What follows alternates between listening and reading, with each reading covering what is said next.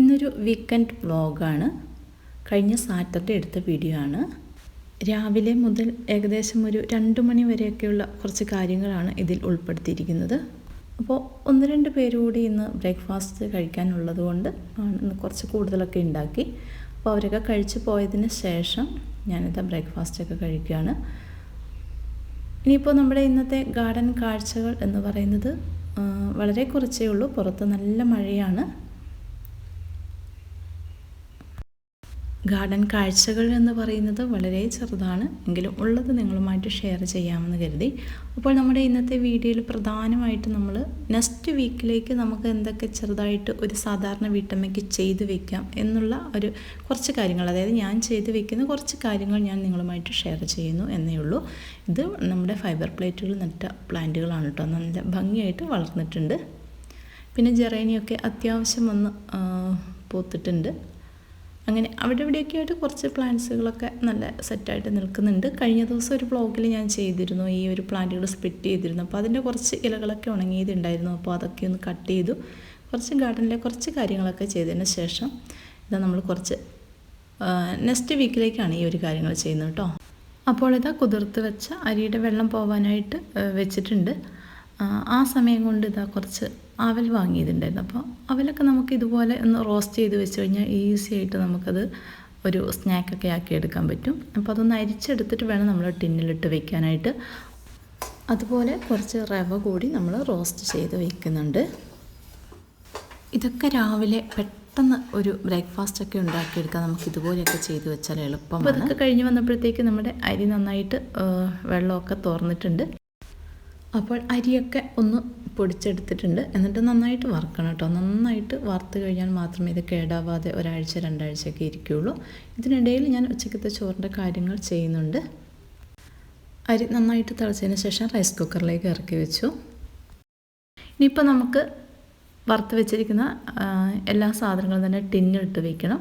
നമുക്ക് ശരിക്കും വീക്കെൻഡ് എന്ന് പറയുമ്പോൾ നമ്മൾ ഇങ്ങനെയുള്ള കുറേ കാര്യങ്ങൾ ചെയ്ത് കഴിഞ്ഞാൽ നമുക്ക് നെക്സ്റ്റ് വീക്കിലേക്ക് കാര്യങ്ങളൊക്കെ വളരെ എളുപ്പമായിരിക്കും.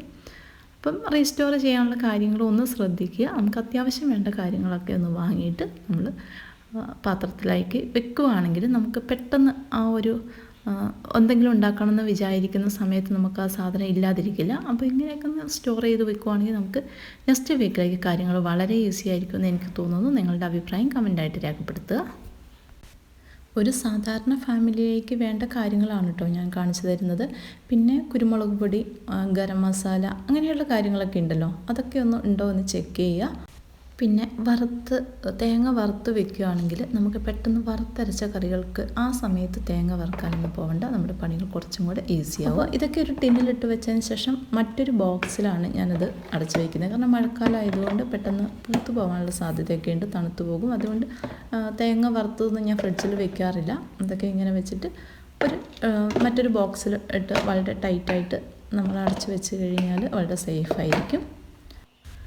ഞാൻ തേങ്ങയൊക്കെ ഇതുപോലെ സ്ഥിരമായിട്ട് വറുത്ത് വയ്ക്കാറുണ്ട് കേട്ടോ. അതുപോലെ തന്നെ നമുക്ക് നമ്മുടെ മസാല പാത്രങ്ങളൊക്കെ ശരിക്കും ഒന്ന് നോക്കിക്കഴിഞ്ഞാൽ ചിലപ്പോൾ പെട്ടെന്ന് ചിക്കനൊക്കെ വാങ്ങിക്കൊണ്ട് വരുമ്പോൾ ചിക്കൻ മസാലയൊക്കെ ഇല്ലാതെ വരും. അപ്പോൾ അതൊക്കെ ഒന്ന് ചെക്ക് ചെയ്യുക.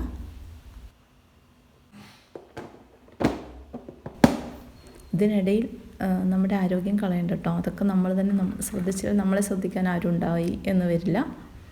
ഇപ്പോഴൊരു ചായയൊക്കെ ആവാം. അപ്പോൾ സമയം നന്നായി മുന്നോട്ട് പോയിട്ടുണ്ട്. നിങ്ങൾ വളരെ ചെറിയ സമയത്താണ് കാണുന്നെങ്കിലും സമയം ഇപ്പോൾ ഏകദേശം ഒരു 12 മണിയോട് അടുത്തിട്ടുണ്ട് കേട്ടോ. ഇതിനിടയിൽ തലേദിവസം തന്നെ മീനൊക്കെ ഞാൻ സെറ്റാക്കി വെച്ചിരുന്നു. അതുകൊണ്ട് പെട്ടെന്നത് ഉച്ചക്കത്തേക്കുള്ള കറിയാക്കാം.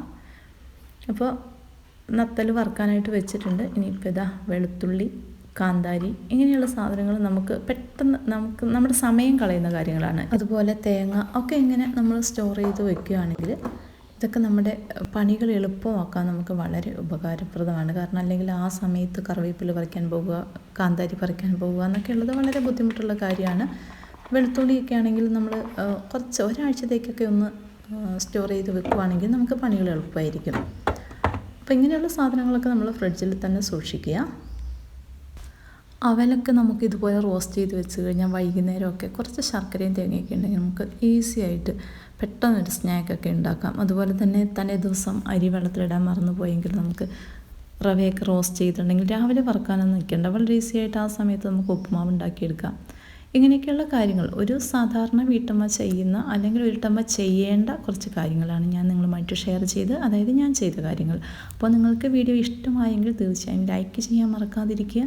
അതുപോലെ തന്നെ ഉപകാരപ്രദമായ വീഡിയോ മറ്റുള്ളവരിലേക്ക് കൂടി ഷെയർ ചെയ്ത് കൊടുക്കുക.